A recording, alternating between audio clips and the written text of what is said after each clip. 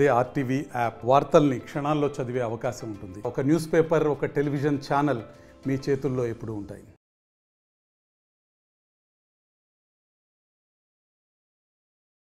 అందరికీ నమస్కారం. నేను ఖమ్మం మండల జనసేన పార్టీ ప్రధాన కార్యదర్శి తుమ్మలపల్లి లోకేష్ మాట్లాడుతున్నాను. ముందుగా ఆర్టీవీ వారికి నా ధన్యవాదాలు. నేను ఒక సమస్య గురించి నిన్న చెప్పడం జరిగింది. ఆ సమస్యను వాళ్ళు చూసి ఇది అందరికీ ఉపయోగకరమైన సమస్య అని వాళ్ళు గుర్తించి ఈరోజు మా దగ్గరికి వచ్చారు.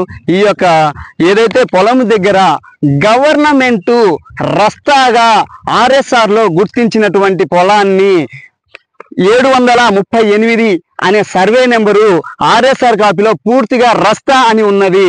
కాబట్టి ఈ రస్తాను 738 అనే రస్తాను మొరింశెట్టి గురుస్వామి అనే వ్యక్తి వాళ్ళ యొక్క ఇన్ఫ్లుయెన్స్ ఉపయోగించి 738ని ఏదైతే రస్తా ఉందో దాన్ని ఈరోజు కబ్జా చేసి ఆన్లైన్లో ఎక్కించుకున్న ఉదంతాన్ని మీరు ప్రత్యక్షంగా గమనించవచ్చు.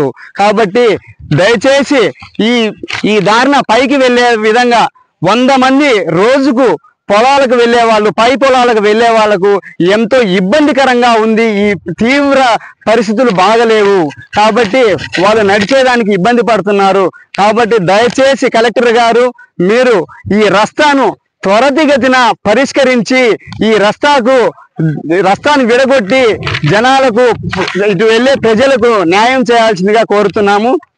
ఇంకా ఆర్టీవీ సభ్యులు నా వెంట వస్తే వీళ్ళ ఆ ఇబ్బందులు ఏంటియో నేను ఒకసారి మీకు విశ్లేషణ చేస్తానని సవినయంగా కోరుకుంటున్నాను.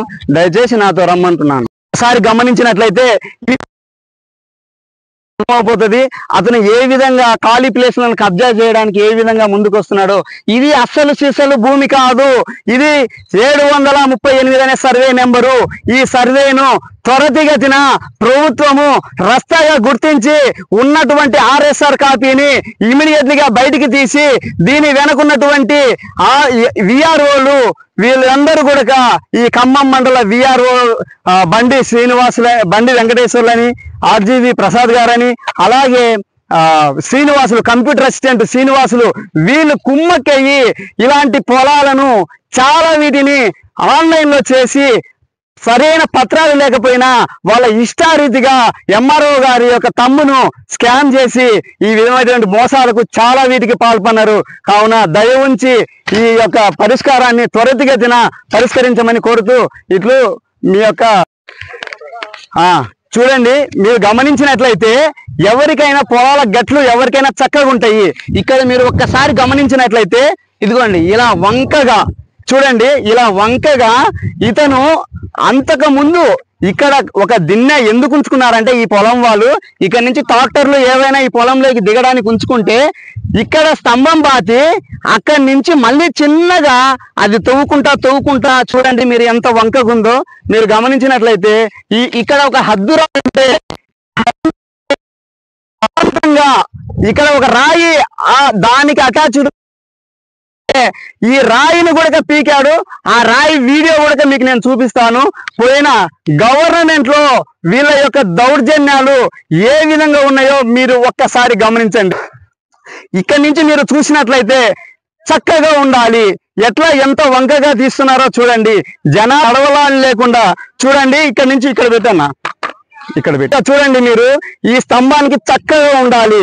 ఎట్లా ఉందో చూడండి మీరు ఒక్కసారి గమనించి. కాబట్టి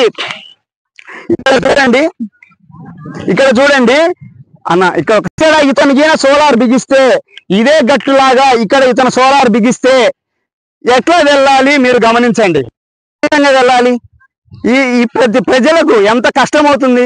అదే వరి కాలంలో వరి పైరేసినప్పుడు ఆ బురదకు నీళ్లకు జారుతా ఉంటది.